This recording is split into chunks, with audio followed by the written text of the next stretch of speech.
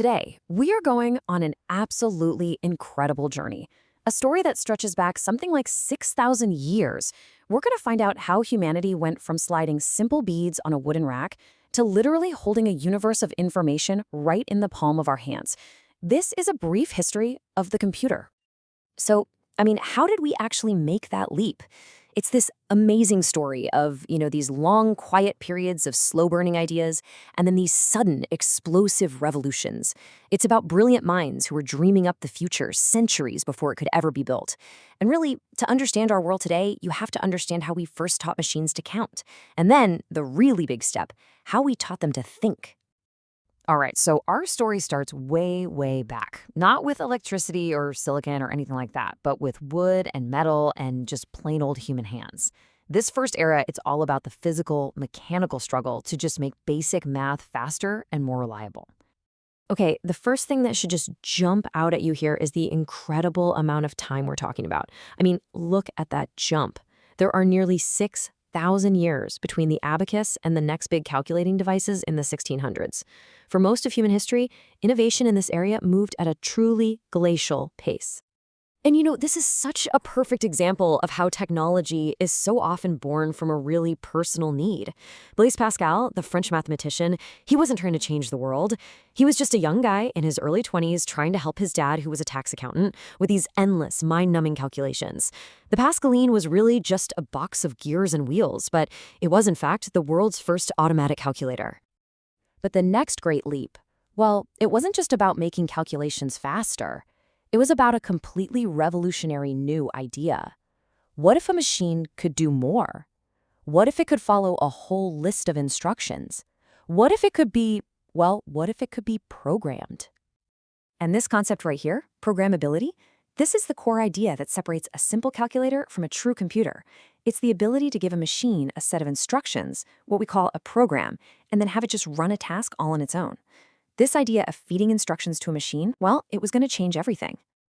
And that revolutionary idea of a machine you could program led us directly to this guy, Charles Babbage. People often call him the father of the modern computer, and for good reason.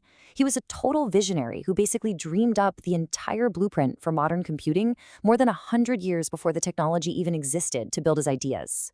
So the really crucial thing to get here is the difference between his two machines. See, the difference engine was brilliant, for sure, a steam-powered calculator.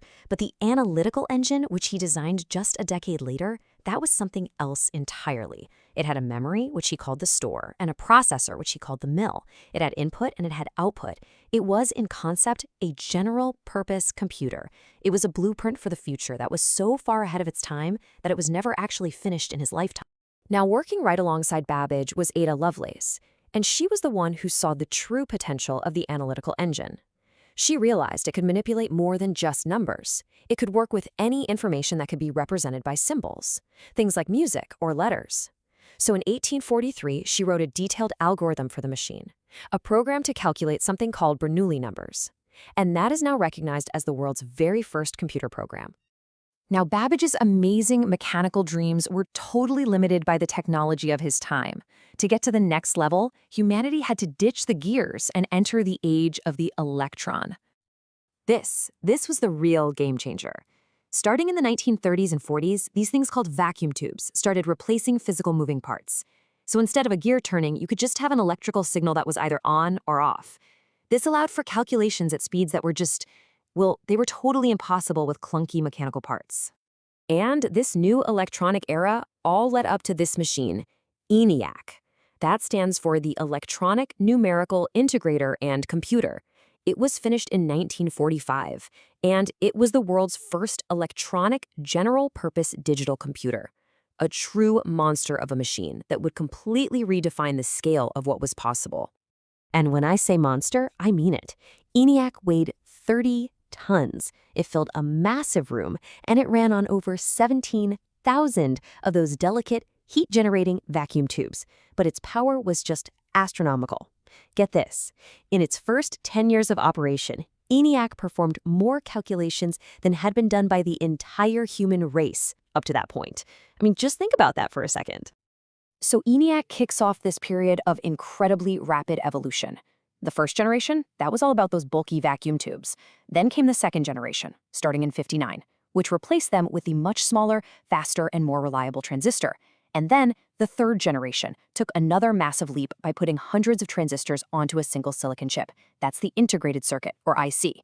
Each step made computers smaller, faster, cheaper, and way more powerful.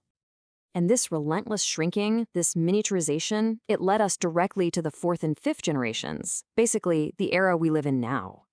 This is where the computer finally escapes from those huge air-conditioned labs and lands right on your desk, and, eventually right into your pocket. The fourth generation was defined by the microprocessor.